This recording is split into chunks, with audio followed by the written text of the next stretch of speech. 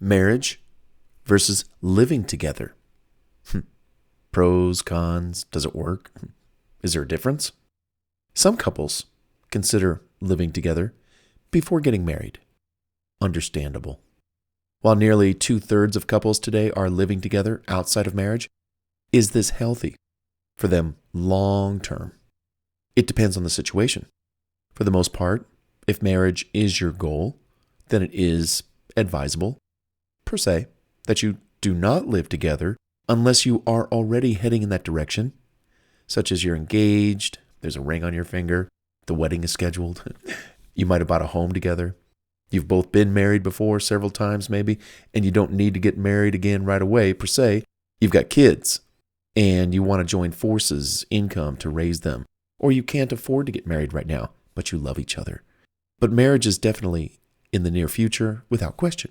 You see, what's important for women to know is that while many women view living together as a step towards marriage, many men see it as a test drive and or a free ride in the bedroom for their own pleasure and the benefits of marriage until one decides that the relationship isn't working out and one or both of you decides to break up and move out. Whatever your reasons for cohabitation, ladies, if marriage is on your mind without the paperwork or benefit of a legal binding marital document, nothing stops him from walking out that door and leaving you. Not even a rental lease agreement that applies to both parties, or utility bills in his or her name. So the lesson, play it safe. Date. Live separately. Sleep over from time to time, but don't move in together unless it's for the real thing. No playing house or giving it a try. Go for the real prize. Living together as husband and wife in marital bliss. Now, if you are dating and you do want to move in together because maybe you need a roommate and your significant other, boyfriend, girlfriend, they're available and they could move in. All right, if you're dating and you want to move in together, only move into a 2-bedroom, 2-bath apartment, not a 1-bedroom, not a studio. Well, you could do a studio. But the point is, by having 2 bedrooms, because you're dating, 2 bedrooms, you each have your own bedroom. If you wind up breaking up, guess what? One of the party moves out and you can get a roommate to fill the void and keep paying the rent. There you go. Now, if you are on the verge of deciding, yes, I think we're going to get married. Let's move in together. That's actually a good thing in the sense that you get to see how the other person lives. And that's where the spending the night over at the other person's place. How do they live? How is their place? Is it clean? Is it dirty? But then also living together for 3 months, 6 months, maybe a year before you get married, per se. Hey, you're dedicated. You're going in that direction. That's great. But it's also good to live with the person to see how it is.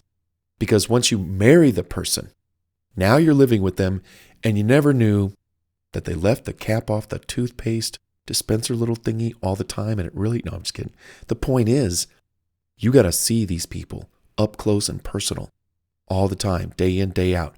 Get to know them before you tie the knot. That's okay. But just living together for the convenience of living together, that can work out badly. And what's more, a lot of men today know better. They know not to live with a woman. That ain't going to happen. He will if he's going to marry her, but not before. They just know better. Now, when you're young, 18, 19, 20, 21, 22, 23, again, get the 2-bedroom scenario in case something goes wrong. And guys, give the gal the master bedroom, let her have the big closet, the big bathroom. We'll take the smaller bedroom. We're going to probably be in her bedroom often enough anyway, but we get our space. If somebody's sick, it's like, I'm not sleeping with you tonight. You can be sick in your own bed. I'm going to go be in my bed. You get well. I'll bring you some chicken soup. Okay, yeah. But that's the thing. I remember talking to a young lady. She was about 29, 30, and she said she was going home. And I asked, do you live with your boyfriend? And she said, yeah. And I said, have you done that before? And she said, oh, yeah, a couple times. Yeah, this is my third one. I said, interesting. You're 30. This is your third one. All those guys got the benefits of having a woman live with them. Sex on call. All the benefits of that. Where's the ring on your finger? Are you going to be the carousel, the revolving door for the next 10 years with your fourth and fifth and sixth and seventh boyfriend? When are you going to ask for the ring?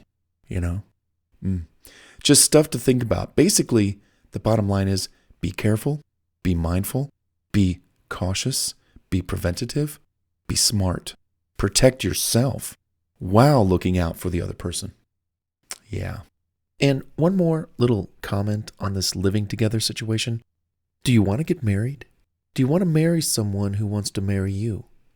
Then by living separately and not moving in together, per se, you keep yourself open to meeting people who are interested and dedicated to you and not interested in tricking you and using you for financial gain, pay the rent, share the rent costs, for sexual favors. Wow, I live with this other person. I can have sex anytime. And then those months and years spent in that living arrangement when you could be out there seriously focusing on finding someone who's truly dedicated to you. So by moving in with someone who's half-hearted about marriage or isn't really on the same page as you about marriage, the living together situation can become a time suck and can be a waste of time because it's preventing you from mingling with others who are dedicated to what you're after. So moving in with someone is a big deal. And even if you have a 2-bedroom situation going on, but you're dating this person or you wind up breaking up and you're still living together because maybe you're living there amicably and getting along, but you're paying the bills. But the point is, it's weird to start dating someone outside when you're living with someone that you were dating, seeing, having sex with, and they're in the other room. They're in the same house. No, just date someone, sure, but don't move in with them. Get to know them. Don't let anyone take advantage of you. Talk to them. Is marriage on your mind? Do you want to move in with me? Let me see a ring. Let me see commitment. Let me see something. Devotion. How long have you been seeing this person? How many arguments have you had? How many arguments have you not had?